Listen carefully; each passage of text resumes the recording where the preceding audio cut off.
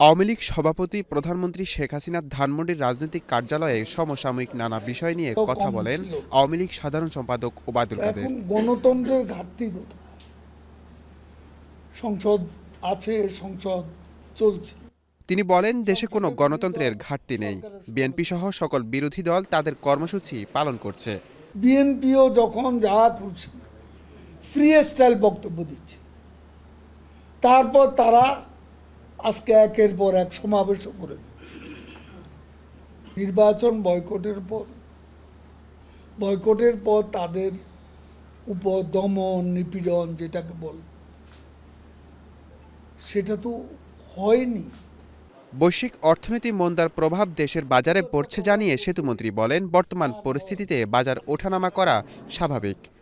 আর বাজার পরিস্থিতি ওঠানামা করে, এটা ওঠানামা করবেই।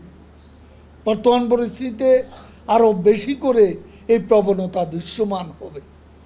তবে আমি বিশ্বাস করি, আন্তরিকতা থাকলে, আন্তরিকভাবে চেষ্টা করলে সব পরিস্থিতিকে সহনীয় করে রাখা যাবে। এ সময় কেন্দ্রীয় ব্যাংকে সাংবাদিকদের প্রবেশ নিষেধ প্রসঙ্গের প্রশ্নের জবাবও দেন আওয়ামী লীগ সাধারণ সম্পাদক। পৃথিবীর কোন দেশের সেন্ট্রাল ব্যাংকে ঢুকতে পারছে অবাধে? কোন দেশে?